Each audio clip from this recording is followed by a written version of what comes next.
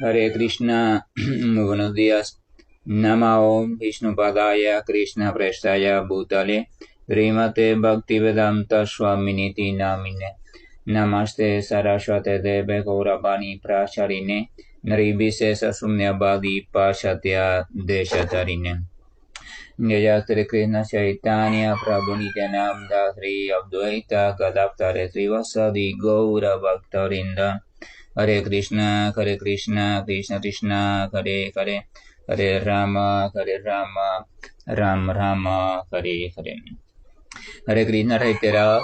Vamos a continuar con las lecturas y reflexiones sobre textos del Bhagavad Gita, recordando que nos encontramos en el capítulo número 15, acá titulado el Yoga de la Persona Suprema. Vamos a recordar también que en el día de ayer habíamos visto unos textos donde la Suprema Personalidad de Dios explicaba que los necios no pueden comprender cómo es que ocurre este asunto de que el alma se encuentra en un cuerpo determinado, sujeta a ese cuerpo y condicionada por las tres modalidades de la naturaleza material, ni tampoco pueden comprender cómo es que ocurre la transmigración o el cambio del alma de un cuerpo a otro cuerpo y cómo es esta propia alma en su ilusión e identificaciones, deseos y diferentes actividades que va construyendo el próximo cuerpo en el cual estará encarcelada. Pero el Señor también había dicho que, sin embargo, aquellos que han desarrollado su mente y que se encuentran en el camino de la trascendencia y que se encuentran allí con perseverancia, pero que además de eso están en el plano de la autorrealización, podían comprender todo este asunto fácilmente. Vamos a recordar que el plano de la autorrealización implica varios elementos, o sea, primero la comprensión de mi verdadera naturaleza, qué es lo que soy en esencia, la comprensión de mis egos falsos, o sea, qué es lo que no soy, pero yo estoy creyendo que soy, la comprensión de qué es la energía material, el mundo material, el cuerpo material, allí donde ahora estamos desarrollando nuestras supuestas actividades, la comprensión de la energía espiritual, la comprensión del Señor Supremo, la comprensión de la relación que hay entre esos tres elementos y la comprensión del modo en que yo puedo recuperar o reinstaurarme en esa posición original. Entonces, cuando todo ese proceso va ocurriendo, se dice que la entidad viviente se capacita, se alista para comprender a la perfección, o sea, para ver con sus propios ojos, para tener una comprensión perfecta sobre todo ese asunto.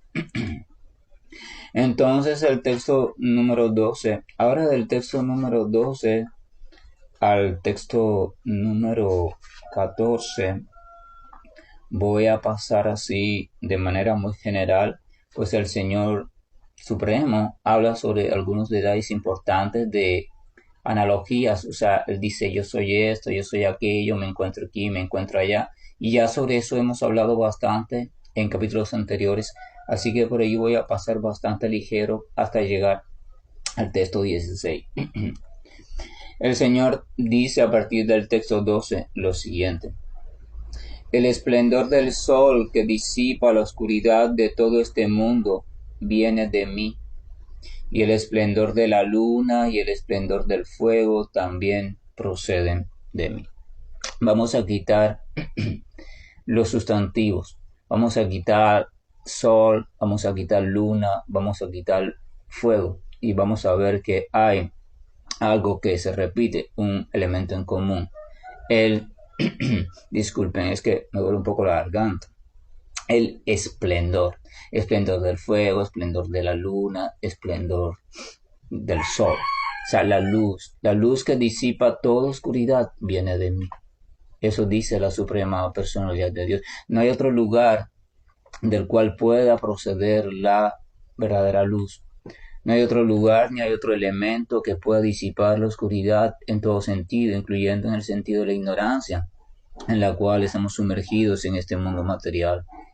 Solo de la Suprema Personalidad de Dios es que viene aquel esplendor que puede disipar cualquier tipo de oscuridad en nuestra vida. Por tanto, no hay modo de salir de la oscuridad de manera perfecta, a no ser que sea en el modo de acercarnos progresivamente a la suprema personalidad de Dios, establecer o restablecer nuestra relación transparente y sincera y amorosa para con Él y entregarnos a dicha relación. Y no hay ningún otro modo de hacer esto de manera perfecta que no sea a través de las actividades conocidas como servicio devocional. En el texto número 13, el Señor continúa diciendo lo siguiente: yo entro en cada planeta y gracias a mi energía ellos permanecen en órbita.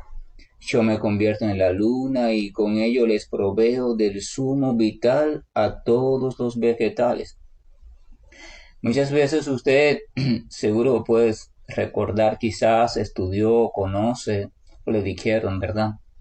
Todos los cuerpos, o sea, los cuerpos celestes, desde la Tierra, las famosas estrellas, astros, etcétera, etcétera, todo tiene algo o emite algo que se llama fuerza de gravedad, o sea, es una fuerza centrípeta que lo que hace es que atrae con cierta intensidad todo lo que hay cerca, lo atrae hacia sí mismo.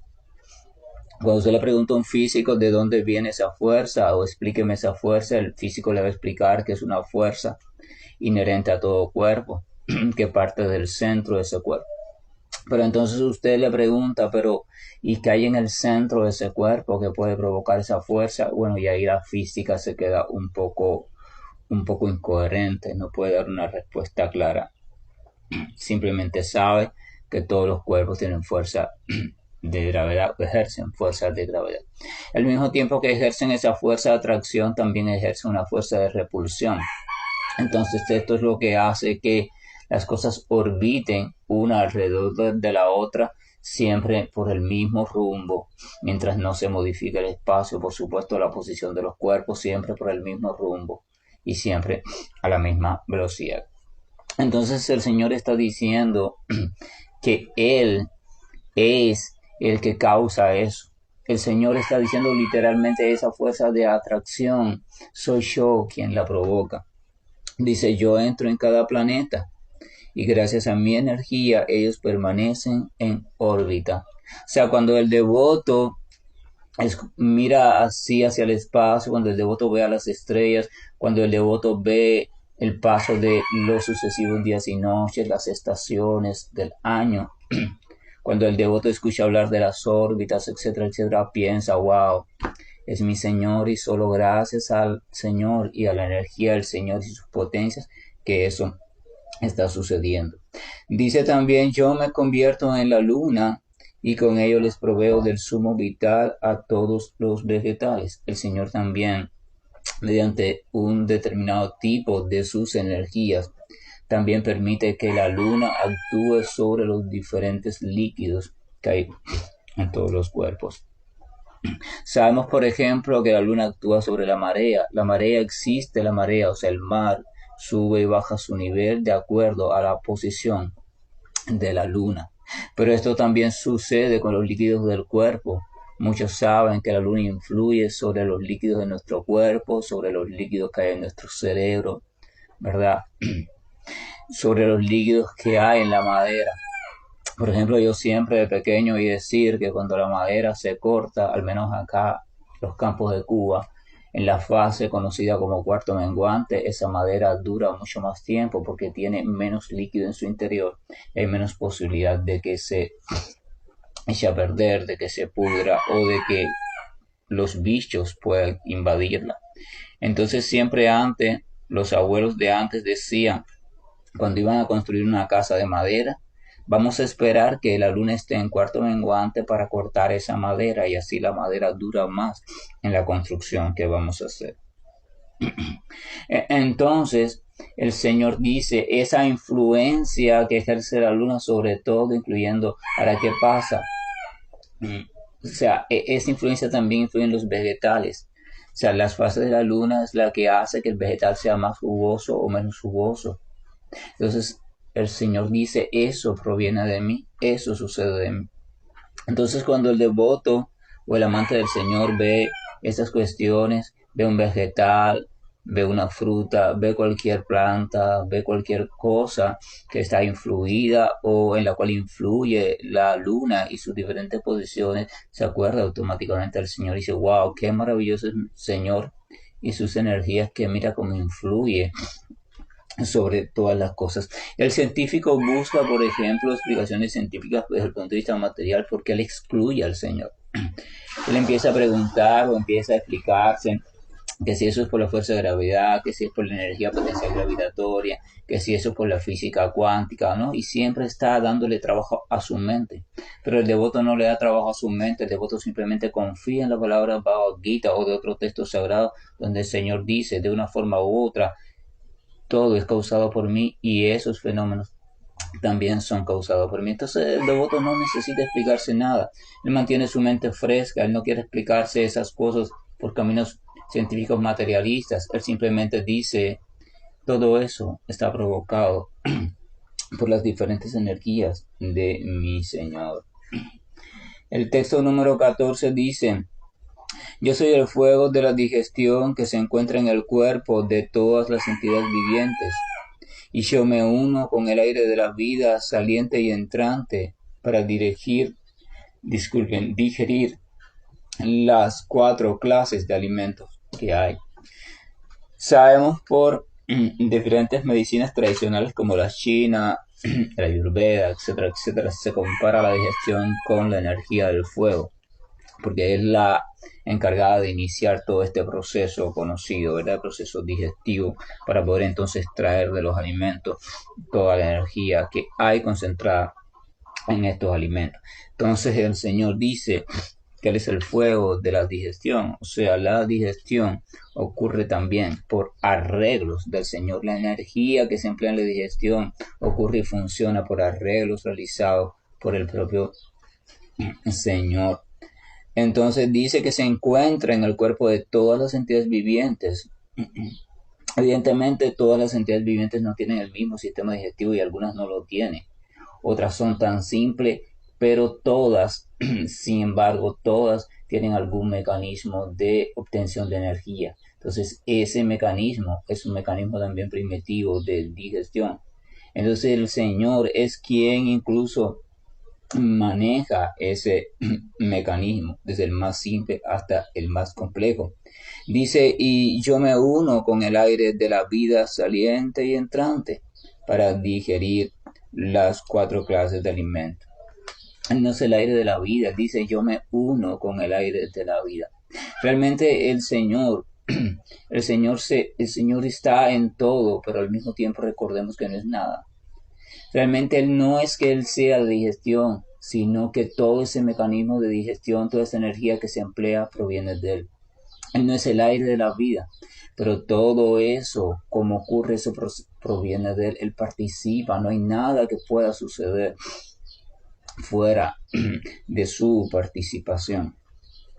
Es interesante porque en el texto 12 decía, el esplendor del sol que disipa la oscuridad de todo este mundo viene de mí, el esplendor de la luna, el esplendor del fuego también proceden de mí. Sabemos que este mundo, sin ese tipo de esplendor o sin la luz, no podría existir. O sea, no podría existir la manifestación de la vida en este mundo sin la presencia del sol, ¿verdad?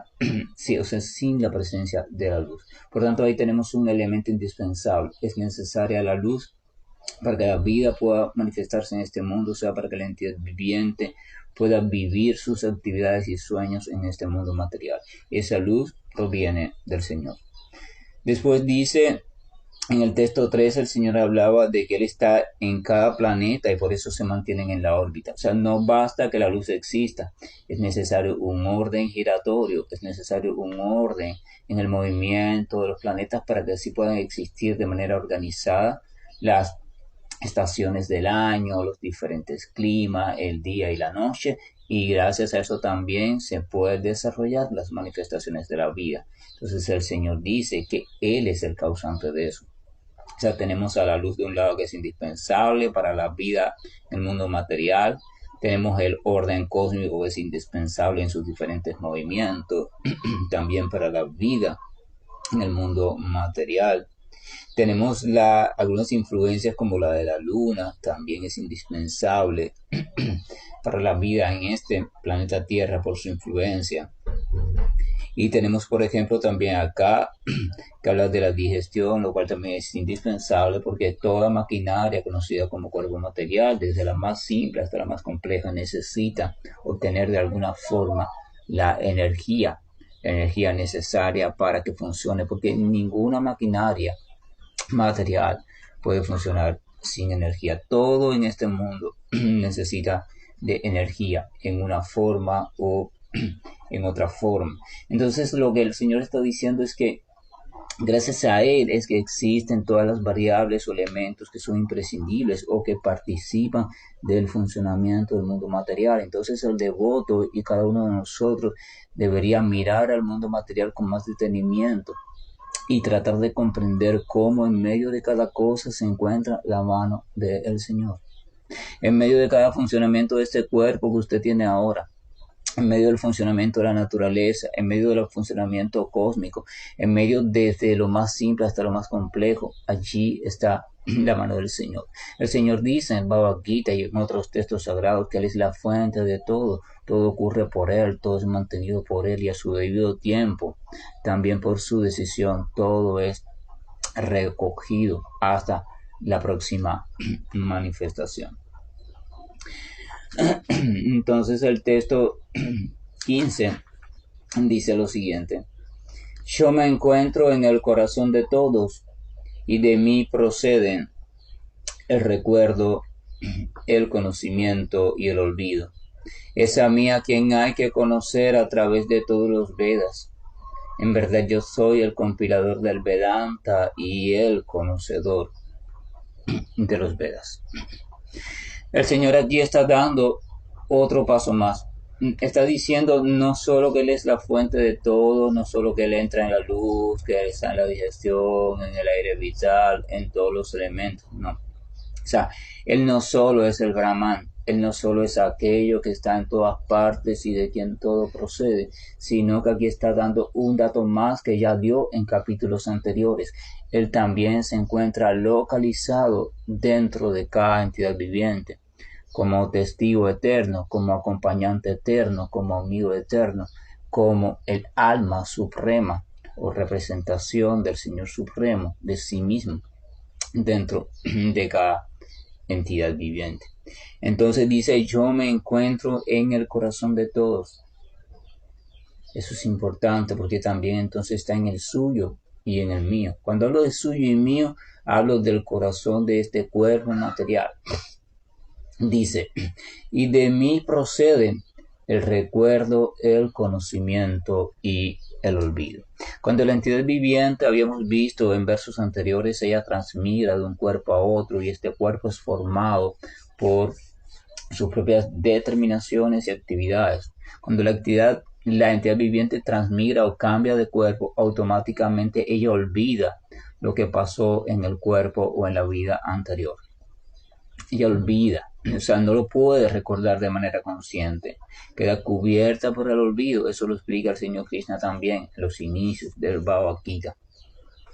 Pero, sin embargo, aún así, ella es empujada a actuar de acuerdo a lo realizado en vidas anteriores. Ella no recuerda lo que realizó, pero las consecuencias de eso que realizó están allí y la empujan a actuar desde el subconsciente, o sea, desde la no conciencia, empuja a actuar a través de las diferentes modalidades de la naturaleza material. Ahora, eso quiere decir que a pesar de que la entidad viviente no recuerda, aún así ella está siendo dirigida por la ley del karma o ley de acción y reacción.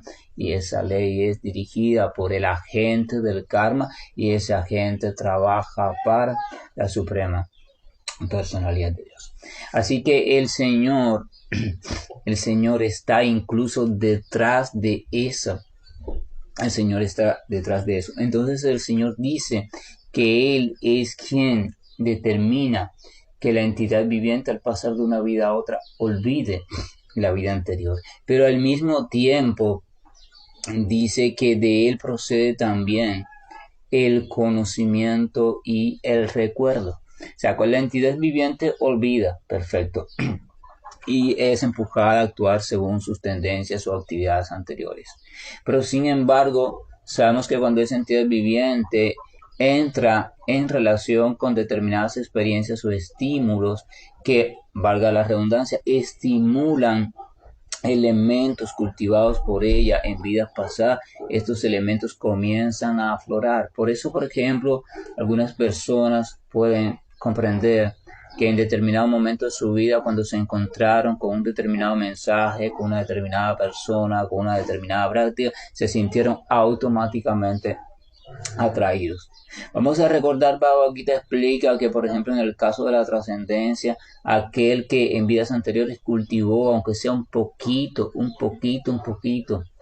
de acercamiento a estos temas, entonces cuando termina esa vida, eso que logró no lo pierde, sino que se queda almacenado y después en la próxima vida, cuando se presenta la oportunidad adecuada, vuelve a comenzar donde mismo quedó pausado su avance en lo referente al conocimiento trascendental. Entonces, eso quiere decir que cuando hay cierto estímulo determinado, entonces la entidad viviente comienza a tener un vago recuerdo, comienza a comprender que se siente atraída y si se encamina con seriedad o si sigue con seriedad el curso de ese estímulo, vamos a ver que un proceso de recuerdo progresivo, o sea, cada vez le va siendo más claro a esa entidad viviente de qué va el asunto. O sea, de qué va el asunto. Va comprendiendo con más claridad qué es ella, porque se siente atraída hacia eso. O sea, el recuerdo, el proceso de recordar comienza a tomar curso. A la entidad viviente en este mundo se le compara muchas veces con un enfermo que tiene amnesia, porque ha olvidado quién es totalmente. Entonces vemos que uno de los métodos para tratar de que una persona se recupere un poco de esa patología es ponerle en contacto con cosas que fueron muy significativas para ellas, ya sea en su niñez, en su juventud, fotos, canciones, personas, etcétera, etcétera. Y a veces podemos ver que frente a determinados estímulos, esta persona reacciona. O sea, ese estímulo es tan fuerte, es tan intenso para ella, que ayuda a reactivar de nuevo el recuerdo de este elemento y así poco a poco la persona puede recuperar su ubicación en cuanto a su identidad. Entonces, ese recuerdo que sucede cuando la persona entra en contacto con algo referente a su naturaleza original, de eso también el Señor es el causante. Y dice que también de él proviene el conocimiento, o sea, el olvido, el recuerdo y el conocimiento, la comprensión, todos provienen del Señor. Así que el proceso completo proviene del Señor Supremo. Entonces, cuando un proceso completo proviene de alguien específico, entonces lo más inteligente es que para llevar a cabo dicho proceso con éxito, usted recurra a ese alguien específico. Si usted quiere ir activando sus recuerdos de su naturaleza original sobre su original identidad, si usted quiere ir comprendiendo de verdad lo que se llama conocimiento, entonces usted vaya a aquel que es el responsable de estos elementos. ¿Quién? El Señor Supremo. Por eso el devoto recurre una y otra vez al Señor Supremo, porque mientras más entra en relación con Él, más va a ir recordando y más va a ir comprendiendo sobre de qué va todo este asunto de la autorrealización. En ese texto, el Señor continúa diciendo, es a mí a quien hay que conocer a través de todos los Vedas.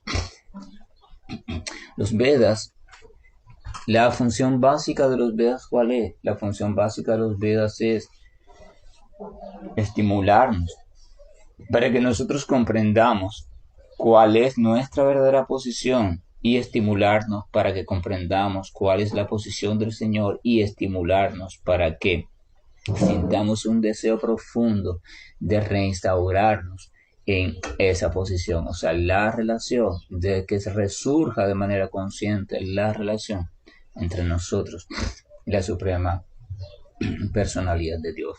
Los Vedas nos ayudan a estimular ese recuerdo del cual habla el Señor, que nos conduce al conocimiento del cual también es responsable el Señor. Los Vedas solo existen como estímulo para ayudarnos a entregarnos diferentes métodos que nos ayuden a activar el recuerdo, pero este recuerdo viene del Señor porque incluso los Vedas o el conocimiento védico proviene del Señor. El Señor habló el Veda original. Después el Veda original empieza a ramificarse, después empieza a dividirse, etcétera, etcétera, para facilitar su comprensión. Pero el conocimiento proviene del Señor. El Señor es la fuente original del conocimiento verdadero. Así que aquel que logra comprender básicamente al Señor Supremo, aquel que logra entregarse y amar al Señor Supremo, entonces automáticamente comprenderá de manera muy fácil de que va el núcleo esencial del conocimiento. Entonces el Señor dice que es a Él a quien hay que conocer a través de todos los Vedas. A veces vemos que las personas hablan de literatura védica y se deslumbran los cuatro Vedas y todos los contenidos y empiezan a perderse en este ritual, en aquel mantra, en aquellas reglas, en aquellas costumbres, en el Ayurveda, en el no sé cuánto. Y los Vedas, se dice, son como un bosque florido, o sea, cuando vienes a ver te pierdes en ellos. De hecho, Krishna habla Bhagavad Gita y dice que hay que tener cuidado con la palabrería de los Vedas. De hecho, incita a que nos hagamos trascendentales a los Vedas.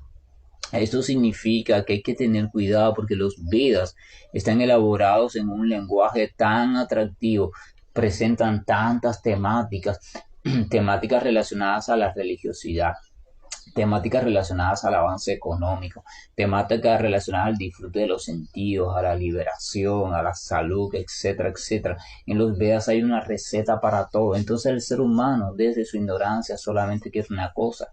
Él quiere que pasen las cosas como él desea.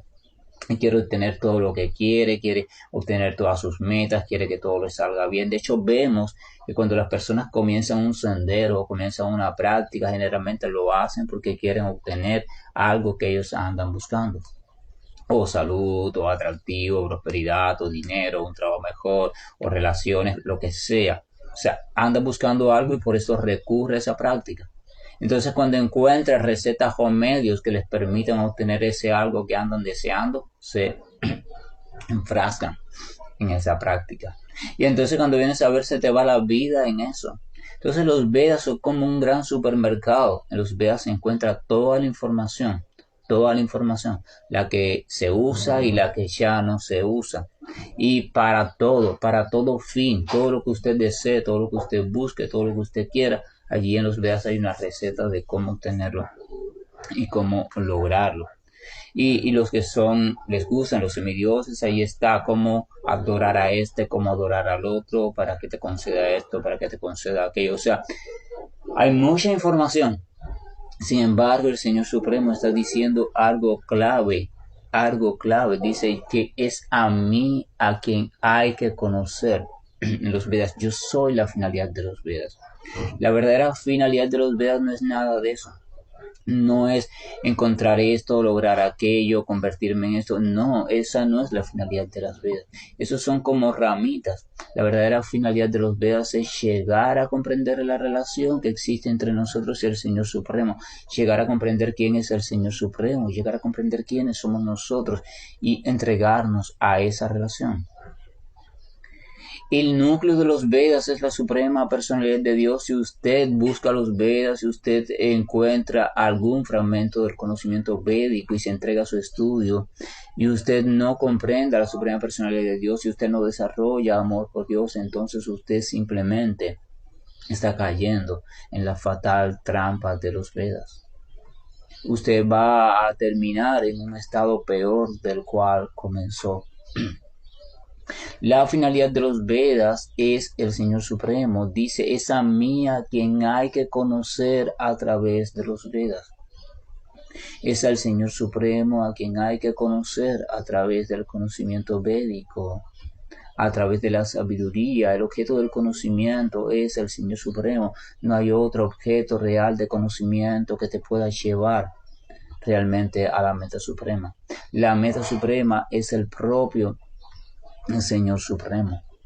Cuando, por ejemplo, cuando uno empieza a estudiar los Vedas, cuando uno empieza esto, por ejemplo, del Jnana Yoga o el yoga del conocimiento, el yoga del estudio filosófico, y uno lo hace con seriedad, uno lo hace con determinación, uno puede llegar a comprender quién es en verdad uno. Puede llegar a comprender cómo es esta trampa de la identificación con el mundo material. Y puedes llegar a comprender quién es el Señor Supremo y puedes llegar a comprender en teoría cuál es la relación original que hay entre la entidad viviente y el Señor Supremo. Entonces después uno, cuando está convencido de eso, por naturaleza propia, uno empieza a sentir el deseo de encaminarse hacia el restablecimiento de esa relación. Entonces ahí uno comienza una siguiente etapa, que es la etapa de buscar diferentes procesos, metodologías o métodos que nos ayuden a acercarnos cada vez más a esa suprema personalidad de Dios. O sea, ya eso es la trascendencia, ¿verdad? Y uno lo hacen a través del camino de los rituales, otros lo hacen a través de la meditación, otros lo hacen a través de la acción desinteresada, pero todos van buscando un camino de acuerdo a su naturaleza, la naturaleza cultivada en este mundo material.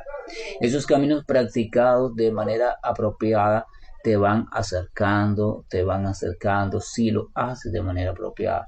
Pero entonces llega una tercera etapa, que es la etapa donde usted, después de una purificación progresiva y un avance progresivo y un despertar progresivo, entonces al fin llega a conocer al Señor Supremo en su identidad como persona, o sea, como personalidad. O sea, llega a conocerlo más allá del Brahman, más allá de la superalma que está dentro de cada entidad viviente, llega a conocer a la suprema personalidad de Dios. Y entonces es con esta suprema personalidad de Dios con la cual usted establece la relación original de servicio amoroso. No se puede establecer esa relación con el Brahman, no se puede establecer esa relación con Paramatma, tiene que ser con la suprema personalidad de Dios. Pero entonces vemos que todo eso comienza allí, con ese estudio, con el obtener información. O sea, primero tenemos que darnos cuenta de quiénes somos y de lo que no somos. Después darnos cuenta qué es la naturaleza material, cuál es la diferencia entre ella y el alma. Después darnos cuenta que ambas cosas provienen del Señor, quién es el Señor, la relación con el Señor, y entonces ver cómo uno revive esa relación. Entonces el texto continúa diciendo, en verdad, yo soy el compilador del Vedanta y el conocedor de los Vedas. O sea, vamos a ver que si vamos al estudio, ¿no? El Vedanta o la conclusión de los Vedas fue compilada, fue registrada, fue escrita por Vyasadeva.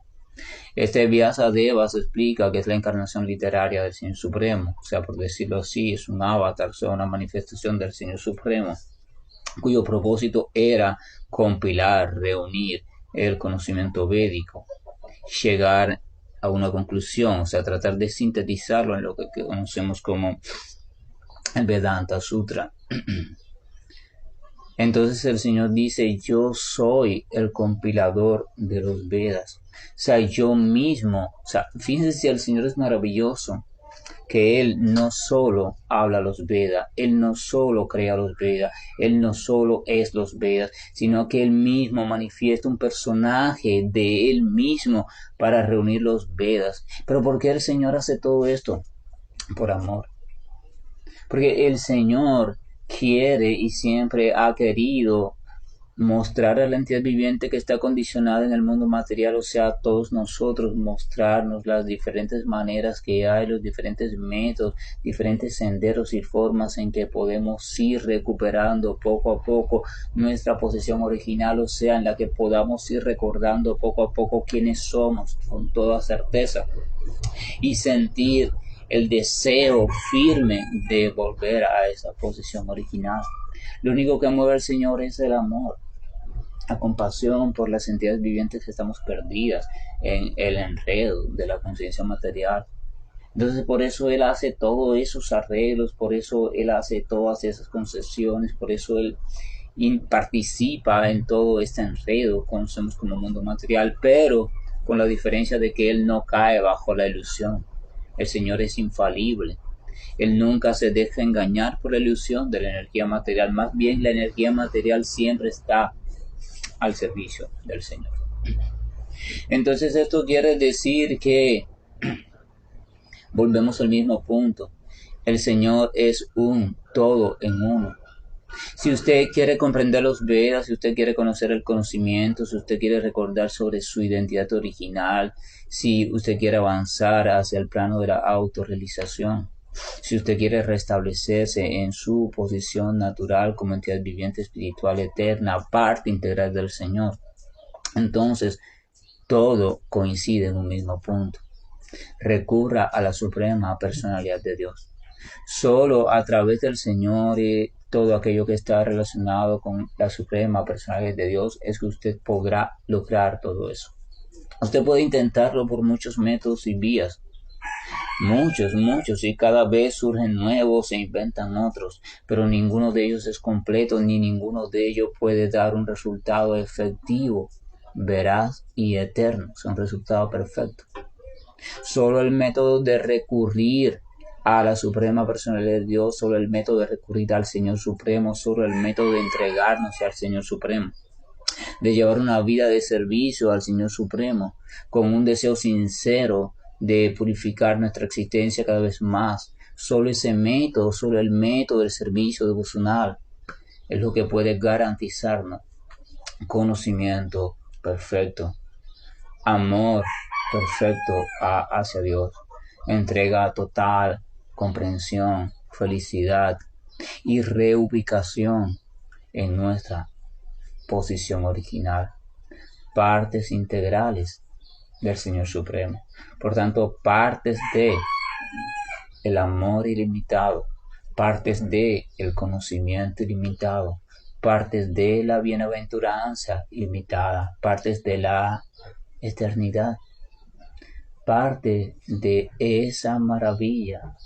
Entonces, solo en la relación con el Señor Supremo es que podemos volver a descubrirnos así. De lo contrario, nos descubriremos así, pero solo en teoría. Yo soy alma espiritual, yo soy parte de Dios, yo soy amor, yo soy luz, yo soy no sé cuántas otras cosas. Siempre sale un libro nuevo sobre lo que uno es y lo que uno no es. Pero todo eso es en teoría. Usted va a ser muy sabio en teoría, pero usted no va a tener una experiencia de eso, por tanto usted no va a estar autorrealizado. Autorrealización significa experiencia viva, no significa información en su mente. La información solo trae locura. Autorrealización significa vivir como eso. Usted tiene que experimentarse y vivir progresivamente como parte del amor, parte de la bienaventuranza, parte de la eternidad, parte del conocimiento, parte de Dios. Que la gracia y el amor de nuestro Señor nos acompañe, que su bendición esté con nosotros y que nos permita sentirnos animados a seguir dando pasos lentos, cortos, pero seguros y determinados hacia aquello que es la meta de todas las metas, el reencuentro y restablecimiento en la posición de partes integrales amorosas de nuestro Señor. Hare Krishna, buen día, y estoy finalizando esta llamada. Hare Krishna, Krishna Krishna, Hare Hare,